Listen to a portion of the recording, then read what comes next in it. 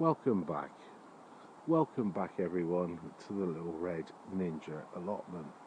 Today I'm going to show you what onions I'm going to be sowing and overwintering, as well as shallots and garlic. So let's crack on. I need to go back to the den and see Little Ninja because he's got them. So as quick as anything, I'll be back in the den. See you in a mo. Well, I made it back in time, as the weather outside is absolutely atrocious. It's raining cats and dogs. I think the storm that's come is called Alex, but I know an Alex, and he's actually quite a nice bloke. So I think the Met Office definitely got that wrong. Right, I've got some onion sets to sort out before I put them in the ground. This one's called Radar. This is a very good one to plant and overwinter. Very good one. Next one is a firm favourite with gardeners worldwide, especially in the UK. It's a Japanese variety. Very, very reliable. So I'm looking forward to that. And yes, you saw the price there, $1.99 for 50. So I got a couple of those. It's ideal. Next one are my shallots, a Germois. And now I've never grown shallots before, so this will be a first time for me. So hopefully they'll turn out really well. But first of all, I've got to open up the packets and check I don't have any duds in here. So I will be right back when I've checked them all to make sure I've got some good ones and chuck away the bad ones. So I will be right back. See you in a moment. Right, all the onion sets and the shallots have been sorted. The Radar, every single one was good. The Japanese variety, which I can't pronounce, which is really silly because I usually can, those were nearly all good apart from 3, so they're in the bin. And all these shallots, every single one was good, so fingers crossed they will be alright. Oh, and look who's joined us, Little Ninja. You're right there, mate. Good. Alright, the next job I need to do, because I'm not putting these in the ground straight away, I'm putting them in these cells, and this in these trays as well. So all I need is some compost. This won't do every single one, but I've got some underneath the table here. So I'll crack on with that. Fill every single one up with compost and show you what I do next. So I'll be right back.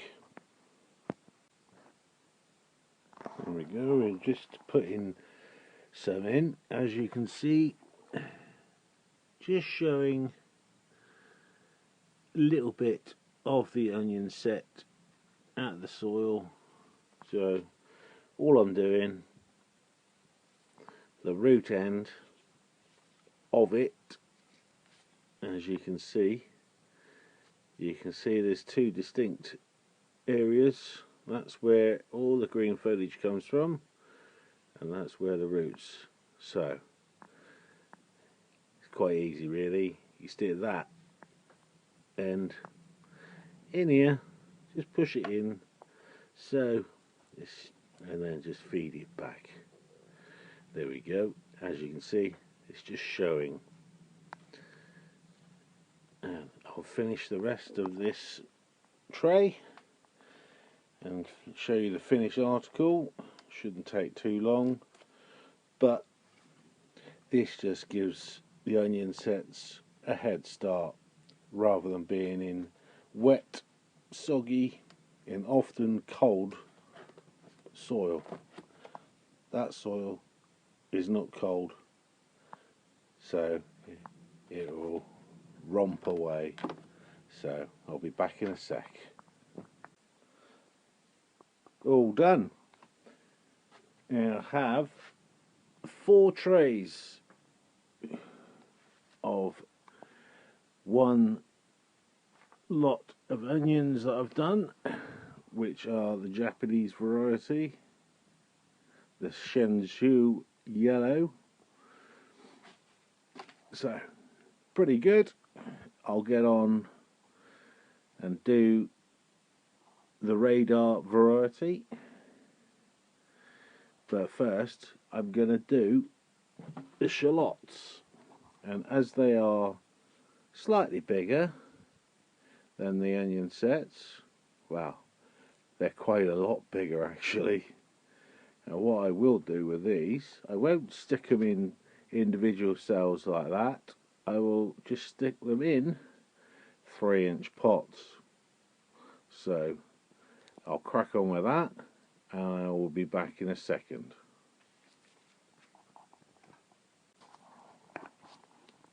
Right, last one going in. As you can see, I've made a little hole with nature's own dibber, which is this, the thumb. So make a little tiny hole, place it in, cover up, not all the shallot, because the one thing with shallots, once they start growing, they start splitting. So one of these, you eventually get a handful of shallots from one of these. Very, very similar to how garlic grows. And talking of garlic, I've got my elephant garlic to do next, so I will crack on with that. And as for these shallots, they're ready to go. And what I will do with them, I will take them over to the polytunnel to keep on growing. So, job done.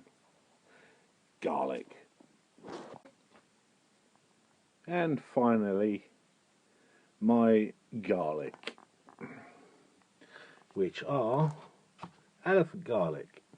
And if you don't know the size or heard of elephant garlic, they are a mild tasting garlic. They are a relative, believe it or not, of the leek. And whoops, butterfingers, that is not one clove of the elephant garlic, that is one section of the elephant garlic. So you can see how big it is, and you see this pot here, that once the garlic is grown to the full size can fit the entire size. And I'll just do a demonstration. That is my fist, and that fist fits in there perfectly.